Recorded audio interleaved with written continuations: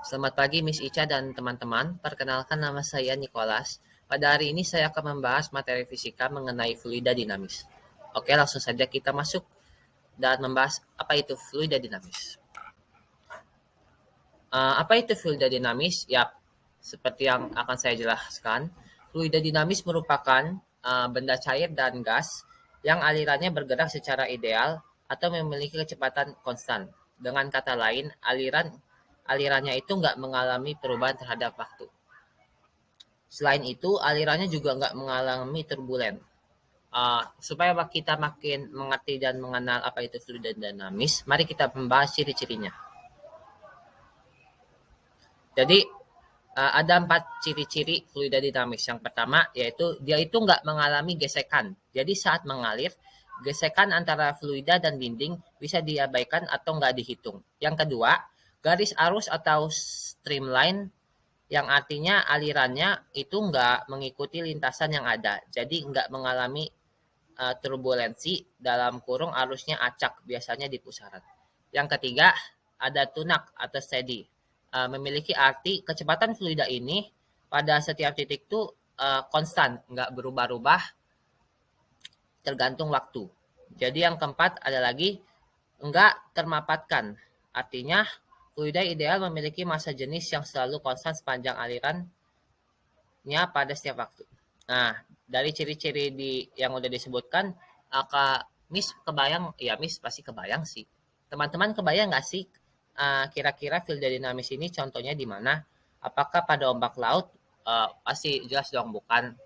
Jadi contoh fluida dinamis dalam kehidupan sehari-hari yang bisa kita temui itu ada contohnya itu pada aliran selang atau pipa. Makanya tadi di awal kan udah dikasih gambaran tuh mengenai selang. Jadi ya begitu ya guys. Oke, kita akan bahas juga perbedaan fluida dinamis dan statis. Jadi ya sudah jelas ya kalau yang dinamis tadi jelas ya kondisinya itu bergerak tapi alirannya konstan. Contoh aliran air pada pipa dan selang.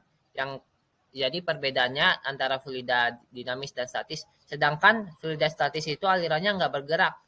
Ya statis aja gitu atau diam. Misalnya saat kita minum menggunakan sedotan. Jadi fluida dinamis ini bisa kita cari menggunakan 3 rumus utama ya. Kita akan membahas satu-satu rumus dari fluida dinamis ini. Yang pertama kita akan membahas rumus fluida dinamis atau yang tadi kita sebut itu apa sebar? Rumus debit fluida. Jadi kita harus mengetahui dulu pengertian rumus dari debit fluida. Debit itu kita simbolkan sebagai Q, merupakan volume fluida setiap satuan dan waktu. Dengan volume atau meter kubik ya, yang ini guys, dan T selang waktu, tapi kita kesulitan dalam menghitung volume fluida. Coba deh perhatikan ilustrasi aliran fluida yang pipa yang berbentuk tabung di samping. Nah, ini kita nih susah nih untuk mengetahui volume dari gambar di sini kan. Karena itu bentuknya silinder, maka kita gunakan rumus luas penampang. Jadi rumusnya kita ubah jadi seperti ini ya. Q itu tadi apa? Debit. Yang kedua A itu luas penampang dan V itu kecepatan aliran fluida.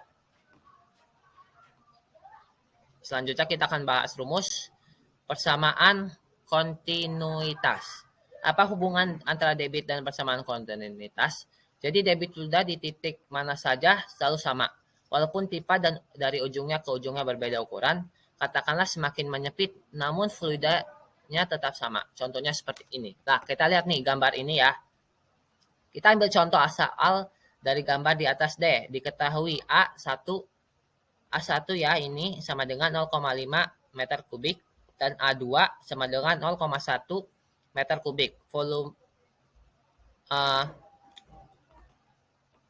V1-nya 2 meter atau second. Berapakah besar V2?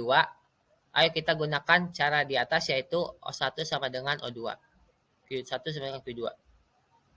Jadi jika ada dua penampang dengan ukuran yang besar atau kecil, maka pada penampang yang besar memiliki volume kecil, sedangkan pada penampang yang kecil maka volumenya besar. Jadi Q1 itu sama dengan Q2. Ini kita bahas ya. Jadi pokoknya ini caranya. Ini rumusnya. Yang pertama Q1 sama dengan Q2. Berarti A1 kali V1 sama dengan A2 kali V2. 0,5 kali 2 sama dengan 0,1 V2. Terus 1 sama dengan 0,1 V2. V2 sama dengan 10 ms meter per second. Jadi nilai kecepatan kedua dari gambar di atas adalah 10 meter per second. Artinya volume pada ini V2 lebih besar daripada yang pertama. Rumus persamaan Bernoulli. Kita akan membahas rumus yang ketiga, yaitu rumus persamaan Bernoulli. Nah, rumus persamaan atau hukum Bernoulli ini ada hubungannya sama usaha dan energi, yaitu energi kinetik dan potensial. Rumus energi kinetik masih ingat kan? Aku sih nggak ingat sih, jujur. Yap, rumusnya itu, aku nyontek ya. Eka sama dengan 1/2 MV2. Sehingga Eka1 lebih besar lebih kecil daripada Eka2. Lalu bagaimana dengan energi potensial?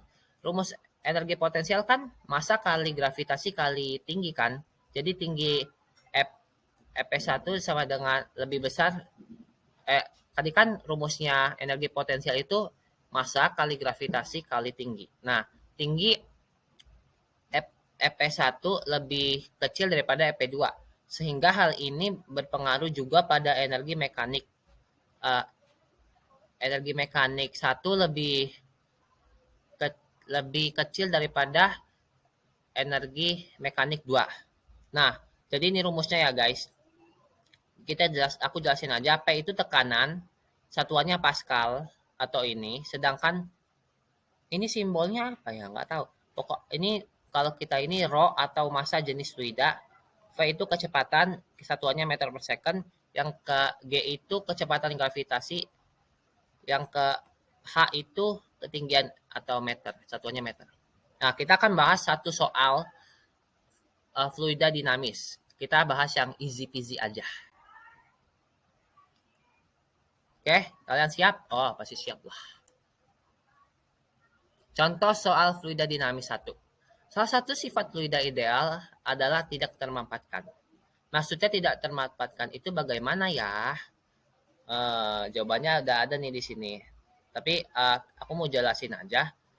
Jadi tidak termampatkan itu artinya fluida ideal memiliki massa jenis yang selalu konstan di semua titik sepanjang alirannya. Jadi massanya itu selalu stabil di sepanjang aliran ini ya, alirannya. Dah, itu aja. Kalau begitu, sampai di sini saja. Terima kasih atas waktunya. Maafkan jika ada yang kurang jelas. Sekali lagi terima kasih ya. Maafkan jika ada kata-kata yang kurang jelas ataupun materinya kalau masih kurang jelas, jujur aja. Aku masih kurang dalam menguasai materi fluid dinamis ini. Pokoknya terima kasih untuk waktunya. Kiranya ini bisa bermanfaat bagi kita semua. Bye.